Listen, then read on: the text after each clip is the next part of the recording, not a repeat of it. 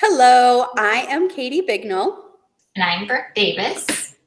and this will be our final presentation. And I'm going to present to everyone, and then I'm going to share my screen. Here we go. All right.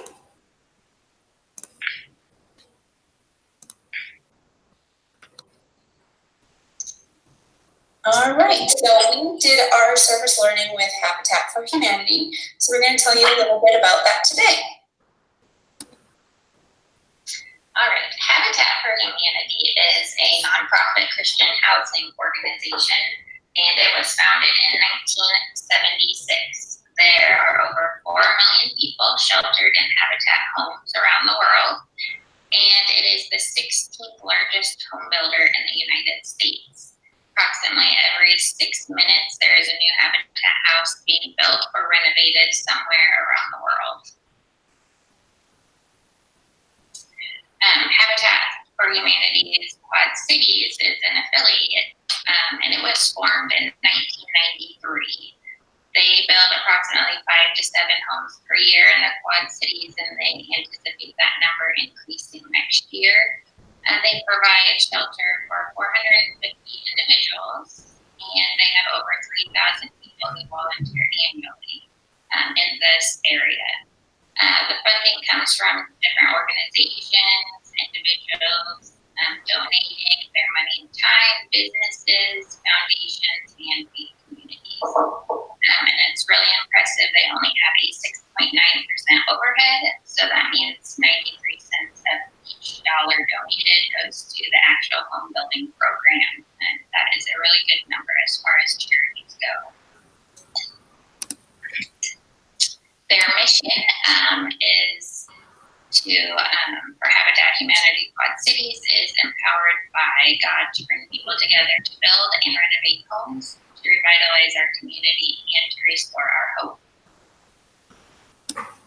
Okay, so there's a couple applicants, a little bit about the applicants. So to be eligible, the household income needs to be no lower than $26,000 per year. This is to ensure that the applicants can pay for their mortgage and not get into a situation where they won't be able to actually make the mortgage payments. They can't have any liens, judgments, or major collections out for them, and any bankruptcy needs to have been closed and settled at least 2 years prior to that, but they would prefer no bankruptcy at all. The applicants cannot be a current homeowner, but that does not include ownership of a trailer. Many of the applicants are living in apartments or rental homes, so that doesn't seem to be an issue.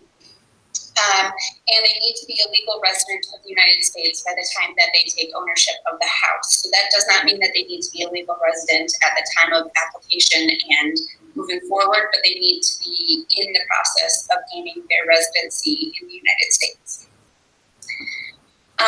So what Habitat for Humanity does is they partner with families on a needs base, and that also means that there has to be an ability to pay a mortgage and a willingness to partner for at least 250 sweat equity hours per adult.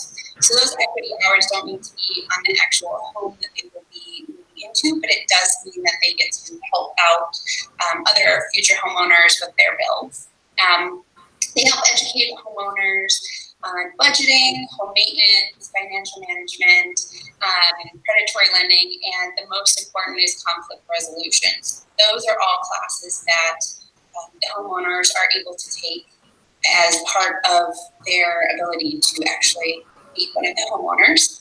There's 3 different styles of homes. Most of them are going to be around 1,100 square feet. There are a couple models that are a little bit bigger, a little bit smaller. They're usually 3 to 4 bedroom and 1 to 2 bath, depending on the family size. And each of the homes cost roughly $100,000 at fair market value, but they sell the homes to the partner families for about $80,000 to $85,000 to make sure that the payments can be affordable. The purchasers, the future homeowners, need to have at least 1% down, but they are no interest loans, loan mortgages, and Habitat for Humanity is the mortgage holder.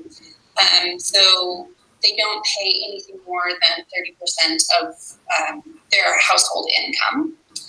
And Habitat Restore, which is a store that Habitat owns, that gets donations, and it has all volunteer base working there. They resell new and gently used building materials, furniture, medical equipment, and that helps to go towards keeping those mortgage payment or mortgage loans low for the families. So just a few little things of how Habitat has helped the actual Quad Cities area is they contribute over $110,000 to the tax base. And that's a 2016 statistic. They provide secure and consistent homes for families who might not be able to afford a regular home at market value. They allow the families to afford necessities such as food, clothing, and medicine in some situations. They help break the cycle of generational poverty, and that's really important when we think about what the big impact for Habitat for Humanity is. So it helps not only just the family, but generations after that. They provide educational stability for the students or the children, so that they're not changing schools as the parents might have to move depending on what they can afford. So just a couple little statistics about the children of the homeowners. So they're 25% more likely to graduate from high school. They're twice as likely to go to college or higher education. They're 60% less likely to give birth as an unmarried teen. They're 50% less likely to be idle or rely on welfare as they become an adult, and 59% more likely to own a home in 10 years of moving from their parents' household. And that's one of the pieces of the breaking the generational poverty. All right, so just a few opportunities that are available. Public relations and fundraising, selecting of families, family support, church relations, office assistance, finance, construction, photography, and lunch providers. And I think Brooke knows a little bit more about these. Yeah. So in public relations, it's a committee. They're kind of responsible for creating awareness and knowledge of the mission and vision of Habitat. So they go out and you do fundraisers, kind of the face of the organization, and you can get involved that way. There's also a family committee, and this they meet and evaluate the criteria that's used to select partner families. So they review applications, they screen people, they interview, and then they get together and kind of make a recommendation for the families they think kind of meet the requirements or at the top of the list. That way the board can take a look and approve those families. You can also get involved with family support, and that's you can be a mentor with the families, and you're kind of the primary liaison between Habitat and the partner family, and you kind of help them out throughout the process of the home build. Anytime they might need assistance, you're just kind of there to be the go-between. The church relations, there are committees that go out into the community to engage churches to join the efforts of Habitat, get them to either help volunteer, do some fundraisers and that type of thing. Office assistance, they always need help just doing simple things in the office like data entry or working on special projects, running errands, answering phones, and just making calls on a day-to-day basis. You can volunteer that way. They also have a finance committee, and they kind of review the work of treasurers. They offer their support, just different suggestions, guidance, and feedback on how Habitat is utilizing their money, and then they make sure they review bank accounts, and also research and review all the bids and contracts that are used when building the houses, hiring contractors, that sort of thing, making sure everything's on budget. So if you're good at finance, that's a niche that you can get into. Then there is the popular construction. And people like to volunteer. They do usually one day during the week, and then most Saturdays. And you don't have to have any special skill level. They ask that you're 16, but other than that, you really don't have to have any kind of prior experience. And they will provide all the training and the tools that you'll need the day you're volunteering. So it's really a big learning opportunity, and anyone can get involved in that area. They also utilize photographers, so they have little 2-hour sessions that you can go and take pictures of volunteers working on the job site or any of those public relations or fundraising type things you can get involved with as a photographer as well. And then they always need lunch and site hosts. You can order a meal for them, pay for that. You can make the lunches, bring them to the site, and at the site you can also help by greeting and checking in volunteers. And it's just great that they have all these opportunities, because if there is some place that you can volunteer, I mean, you're going to fit into probably one of those categories. So it's great that they have so many opportunities. It's not just about the construction part for them. So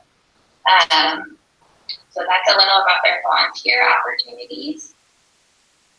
And so when we observed our community around the Quad Cities, we really saw a need for safe housing.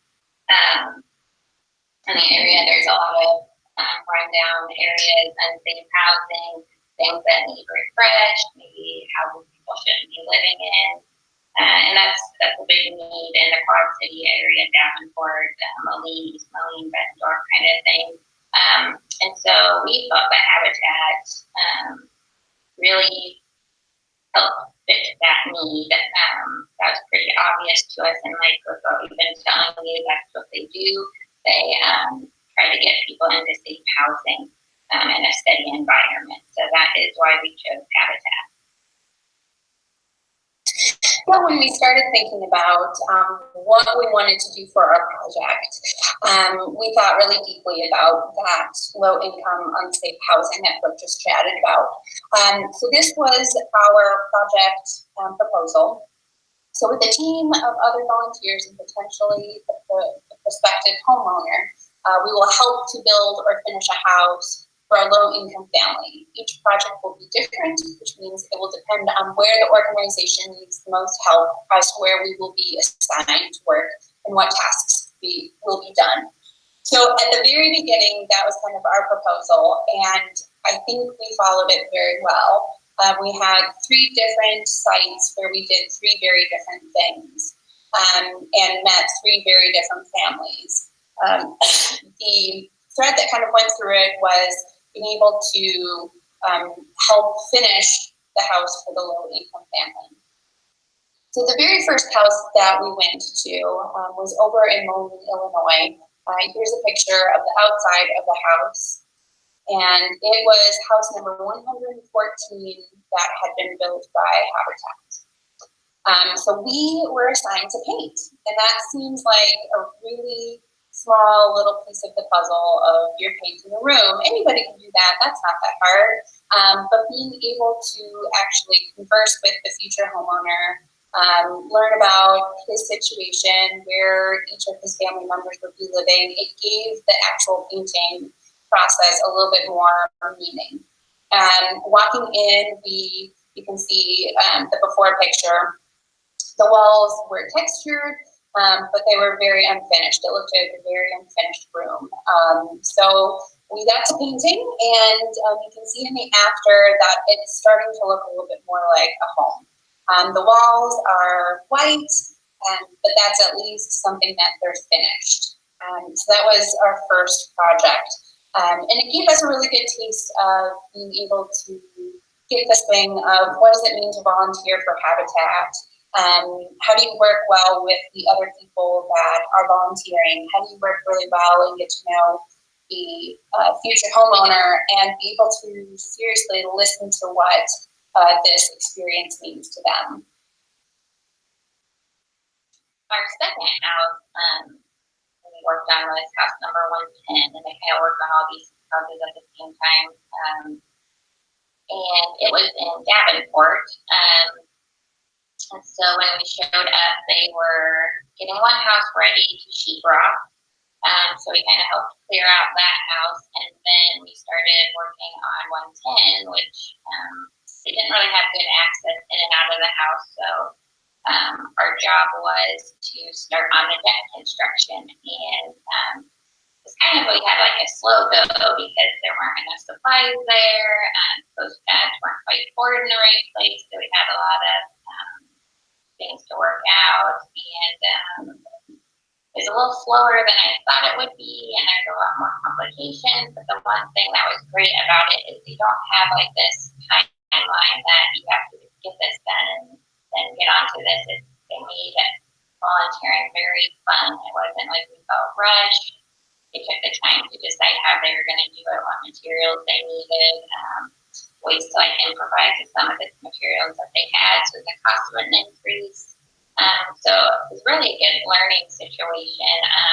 And then the afternoon went really well. We got most of it up and constructed, and then we did have to leave just a temporary top on it and then some stairs so that they could get in and out. But very important piece of the puzzle because you can't get in and out of your home without stairs. So it did feel like we were really doing something that contributed on that day.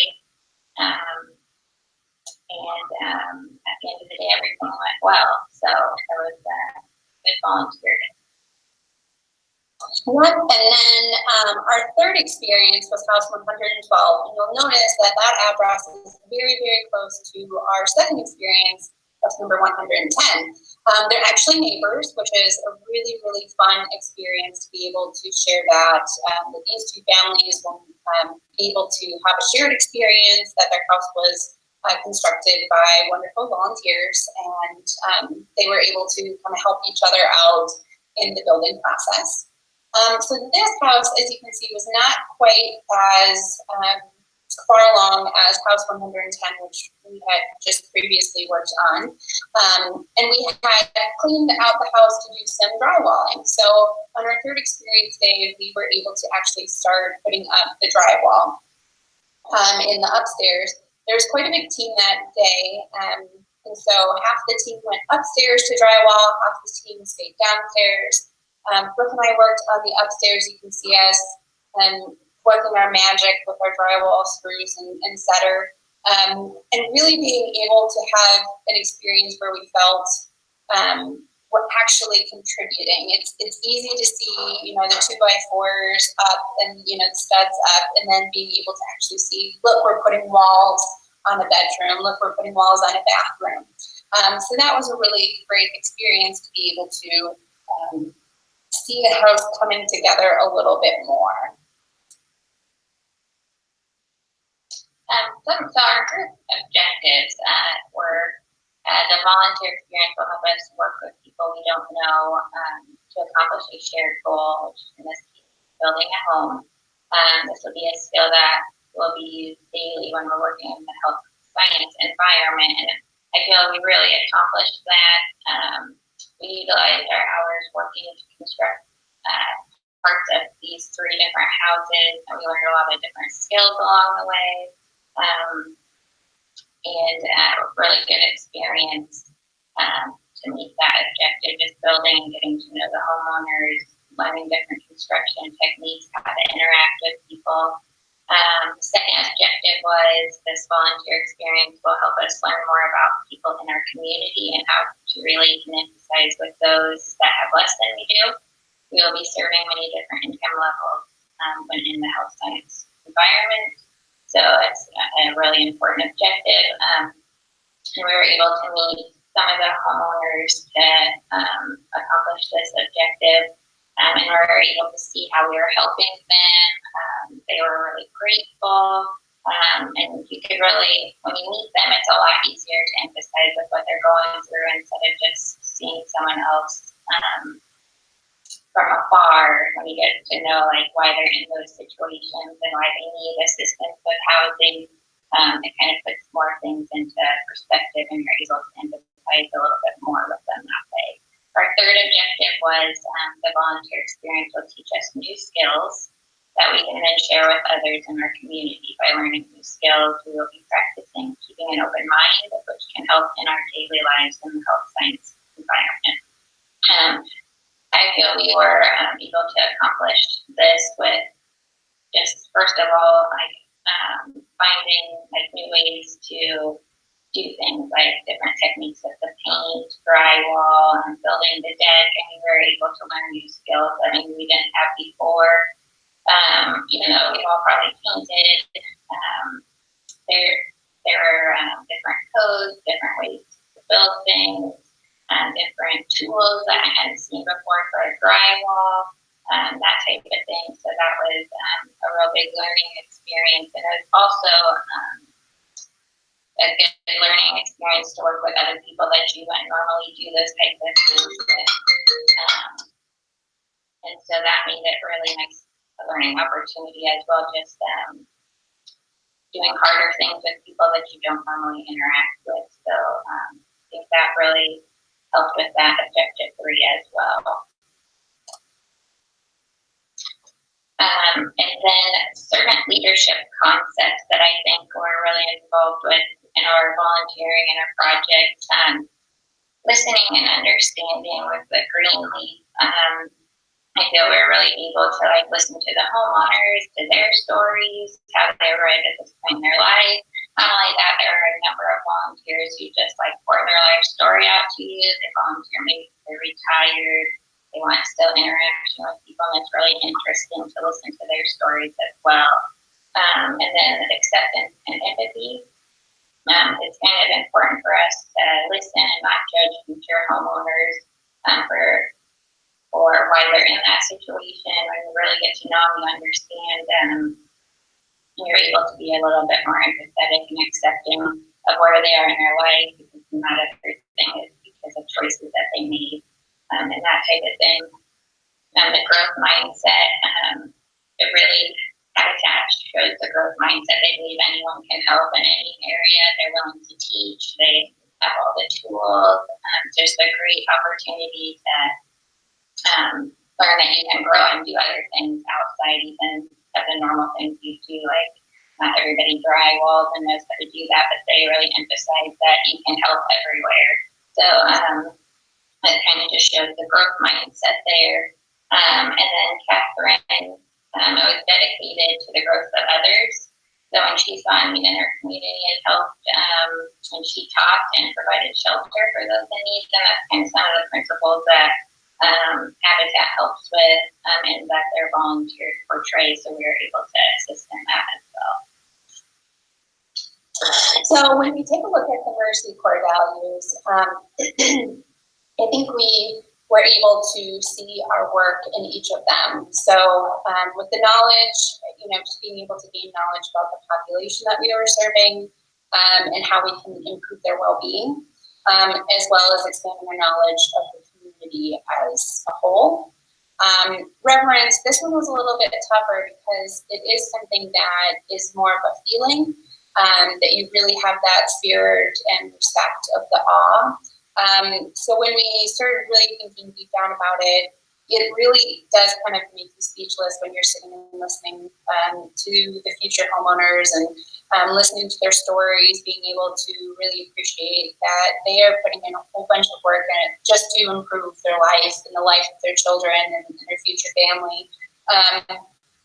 But really being able to listen to how they're persisting through the challenges that have been handed to them, and really being respectful of that when we're listening and not judging, as Brooke had said. Integrity. So this is something that I think really helped out with our project. So being able to improve on our moral wholeness, the soundness of honesty and the sincerity that we have when we are speaking to populations that we might not interact with every day. Learning how to be trustworthy and how to serve others, and learning how to work to our best ability and the hardest that we can. Compassion. So this is the one that I think really hits home with this situation. So being able to feel for others and being able to share with their sorrows and their joys. So we were there being able to listen to the hardships that these future families have endured, but being able to see how joyful and how excited they are for this new journey, being able to have their own home, being a homeowner for the first time. And then excellence. So this is something that, you know, in the building process, you have to have a certain level of excellence, right? There are building codes that need to be met. And you also need to, you know, think about, this is going to be someone's home. And if this was your home, you would want all the walls connected. You would want all the baseboards to be put in nicely, and, you know, decks built to the best of their ability to be solid. So excellence is something that we worked on being able to say, oh, you know what, that drywall's through, you know, it's sunk. We need to put in a new one, even though, you know, it would be easier just to go, whatever, it's only one. So being able to really think about how this home is going to impact someone. So future possibilities. There are thousands upon thousands of future possibilities. As Brooke said, there are many different ways that you can volunteer with Habitat. But four that we thought of that we'd really love to do in the future is follow a complete home build from start to finish. While we were there, like in a couple months, they're going to be digging the foundation for a new home. So being able to see that from the very start all the way to the finish. They're going to be dedicating a house in June, the one that we put the deck on. So that's really, it would be really cool to see. Attending a home dedication ceremony, and then meeting the family of all the projects. So we got to meet 3 of the families, which was really, really fun. But there are many, many different families in the community, and being able to maybe visit a family that's lived in their home for a little bit would be really cool to see how homeownership has impacted them. And of course, helping with a fundraiser. So a lot of money goes into building the homes, being able to help support the families through classes and all that kind of stuff. So being able to participate in one of those fundraisers would be a really fun experience. Some future ideas that we thought would be good for Mercy at Habitat would be like doing a large class project, like the whole class going out and having a volunteer day, and getting to do one of those volunteer areas, and it could just be helping at one of the shops or in the office, or doing things for a fundraiser, even doing the construction part itself. Any of the volunteer options they have would be really great for a class to do together. Another thing is like a Mercy Volunteer Day, and like they have like a John Deere Day or a large company like a Principal Day where they go and volunteer and have the entire Mercy student population volunteer would be awesome to see as well.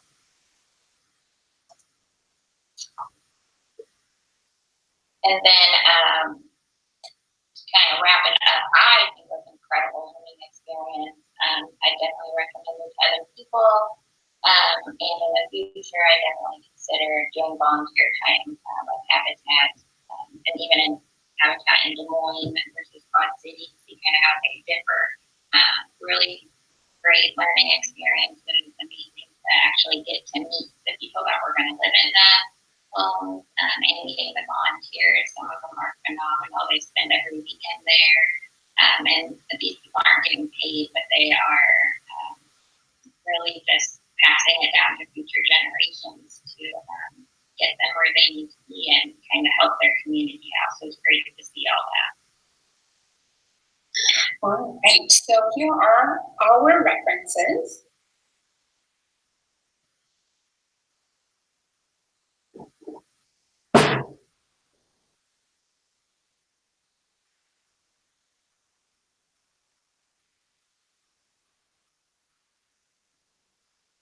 Stop screen sharing, and I think we're back. So just kind of wrapping up with that, it really truly was a wonderful experience. Learned a lot. We were all able to kind of apply some of those service leadership areas that we had learned about, being able to really connect with families. So, yeah. Yeah, I thought it was a great experience. I'd love to do it again. It really was great meeting the people there and all the volunteers. Something great everyone should experience. So we had a really good time. Yep. All right. Thanks. Bye-bye.